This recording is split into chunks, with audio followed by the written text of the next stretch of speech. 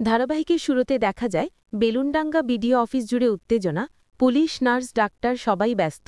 সেখানে দীপ ঝাঁপিকে কোলে নিয়ে ছুটে আসে। নার্স দ্রুত বলে ওঠে, ওনাকে ঘুমোতে দেবেন না, ঘুমিয়ে পড়লে সব শেষ হয়ে যাবে। দীপ চিৎকার করে বলে, কেউ একজন অ্যান্টিভেনাম আনুন, দয়া করে, ওর শরীরে বিষ ছড়িয়ে যাচ্ছে। নার্স অসহায় মুখে বলে, আমাদের এখানে অ্যান্টিভেনাম শেষ হয়ে গেছে, এখনই সদর হাসপাতালে নিয়ে যেতে হবে। দীপ তখন অজয়কে বলে, গাড়ি কই? এখান থেকে তো কিছুই যাবে না, আমরা কোনো মতে বাইকে করে এসেছি। এদিকে ঝাঁপির নিঃশ্বাস ধীর হয়ে আসছে। দীপ কেঁপে কেঁপে বলে, ঝাঁপি, চোখ খোলা রাখ, আমি তোর পাশে আছি, তুই চোখ বন্ধ করবি না, তুই বাড়ি যাবি না, তুই আমাকে ছেড়ে যাবি না, তুই আমায় ভালোবাসিস না ঝাঁপি? আমি তোকে বাঁচাতে চাই, আমি ভুল করেছি, কিন্তু আমি তোকে হারাতে পারবো না। পরক্ষণেই দীপ মনে মনে ভাবে, আমি জানি ঝাঁপি ভালোবাসার কত শুনলে তুই ঠিক চোখ খোলা রাখবি, তুই মরেও চোখ বন্ধ করবি না। এরপর দেখা যায় দীপ, অজয় আর বিতান মিলে ঝাঁপিকে বাইকে করে সদর হাসপাতালে নিয়ে যাচ্ছে। দীপ বারবার বলে, ঝাঁপি, কথা বল আমার সাথে, দেখ সদর হাসপাতাল চলে এলাম, তুই চোখ বন্ধ করিস না ঝাঁপি। মনে মনে বলে, আমি তোকে কথা দিয়েছি কখনো চোখ বন্ধ করব না, মরলেও চোখ খোলা রাখব। দীপ হাসপাতালে পৌঁছে বলে, সাপ কামড়েছে, প্লিজ ওকে বাঁচান। ডাক্তার ঝাঁপিকে দেখে বলে, আপনি দেরি করে ফেলেছেন, শরীর একদম ঢলে পড়েছে, আমরা অ্যান্টিভেনম দেব, কিন্তু কতটা কাজ করবে নিশ্চিত নই, চোখ খোলা রাখতে বলুন, ও যেন ঘুমিয়ে না পড়ে। দীপ তখন কাপা কণ্ঠে বলে, ঝাঁপি, চোখ খোলা রাখ, আমি তোর পাশে আছি, তুই পারবি ঝাঁপি। ধীরে ধীরে অচেতন চোখ খুলে তাকায় এবং বলে, তুমি হয়তো ভালোবাসার কথা মন থেকে বলনি, কিন্তু আমি তো মন থেকে বলেছি, তাই তোমার কথা রাখতে আমি চোখ বন্ধ করিনি, আমি চোখ খোলা রেখেছিলাম। এরপরের দৃশ্যে সরকার বাড়ি, ঝাঁপি বিছানায় শুয়ে আছে, পাশে কাশা, চূর্ণি, থাম্মি সবাই কান্নায় ভেঙে পড়েছে। ঝাঁপি হালকা চোখ মেলে বলে, দাদাভাই ঠিক আছে তো? ঠাম্মি বলে, তোরা যে লক্ষ্মীনারায়ণ, তুই থাকলে দ্বীপের কিছু হবে না, মা ছড়া লক্ষ্মী, তোদের রক্ষা করবে। কাসাই বলে, পুজোর দিনে ভেবেছিলাম আনন্দ করবি, বাড়ি সাজাবো, কিছুই পারলাম না। ঝাঁপি বলে, কাল না হোক আজকে আমরা সাজাবো, ফুল, বেলুন, লাইট দিয়ে বাড়ি সুন্দর করে তুলব। পরের পটে দেখা যায় সরকার বাড়ি ফুলে বেলুনে সাজানো। ঝাঁপি ঠাকুরের সামনে প্রদীপ জ্বালাতে বসেছে। ঠিক তখনই দীপ আসে বলে, বাহ, কত সুন্দর করে সাজিয়েছিস। ঝাঁপি কিছু বলবে, এর আগেই ইনকা এসে দীপের হাত ধরে বলে, চলো আমরা একসাথে প্রদীপ জ্বালাই। দীপ চলে যায়, ঝাঁপির চোখে জল।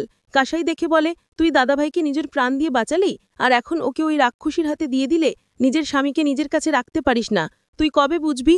ঝাঁপি উঠে দাঁড়িয়ে বলে, আমি আজকে সবার সামনে কিছু কথা বলতে চাই। ঠাম্মি বলে, কি কথা?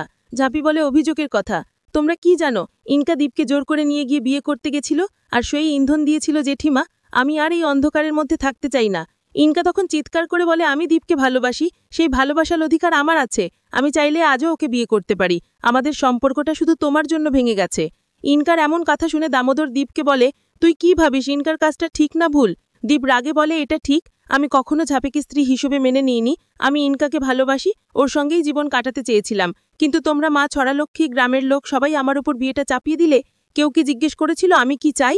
দীপের এমন কথা শুনে কাসাই ক্ষোভে বলে, যে মেয়েটা তোকে নিজের প্রাণ দিয়ে বাঁচালো, সেটা 24 ঘন্টাও হয়নি, আর তুই এখনই বলছিস যে ওকে স্ত্রী হিসেবে মানিস না? তখন ময়ূর সামনে এসে বলে, দীপ, আমি মেনে নিলাম তুই ঝাঁপিকে ভালোবাসিস না, কিন্তু তুই যখনই ও বিপদে পড়িস তখনই ছুটে যাস। আজও তো সাপে কামড়ানোর পর ওর পাশে ছিলি, কেন ওর জন্য ছটফট করেছিস? কেন যদি ভালোবাসিস না তাহলে এই টান কেন? দীপ কষ্ট নিয়ে বলে, পিসিমণি, ও আমার প্রতিবেশী, ছোটবেলা থেকে চিনি, আমি চাই না ও কষ্ট পাক, তাই ছুটে যাই, কিন্তু ভালোবাসা নয়, তোমরা আমার উপর জোর করেছ, আমি কখনো এই বিয়ে মন থেকে মেনে নিইনি। ঝাঁপি তখন বলে, ঠিক আছে, আমি মেনে নিলাম তুমি আমাকে ভালোবাসো না, কিন্তু আমি তোমাকে প্রাণ দিয়ে ভালোবেসেছি। তুমি যখন লন্ডন থেকে ফিরলে, তুমি আমাকে প্রপোজ করেছিলে, তখন ইনকার কথা বলেছিলে, আমি তখনই অন্য কাউকে বিয়ে করার সিদ্ধান্ত নিয়েছিলাম, কিন্তু মা ছড়ালক্ষ্মীর আশীর্বাদে আমাদের এই বিয়েটা হয়েছে, আর সেটা আমি মনে প্রাণে মেনে নিয়েছি। আমার সামনে আমার স্বামীকে অন্য মেয়ে বিয়ে করবে, সেটা আমি কখনো মেনে নিতে পারবো না।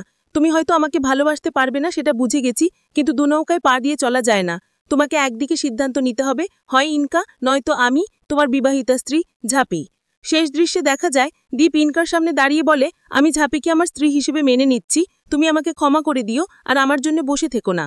ইনকা চুপচাপ বাড়ি থেকে বেরিয়ে যায়। অন্যদিকে দীপ ঝাঁপিকে বলে, আমি তোকে আমার স্ত্রী হিসেবে মেনে নিলাম, আমি তোকে সব দায়িত্ব দেব, কিন্তু একটা কথা মনে রাখিস, আমি কখনো তোকে ভালোবাসতে পারবো না, তুই আমার ভালোবাসা পাবি না। ঝাঁপি তখন প্রদীপ হাতে নিয়ে ঠাকুরের সামনে বলে, মা ছড়ালক্ষ্মী, তুমি দেখো, একদিন আমি ঠিকই ওর ভালোবাসা জয় করে নেব।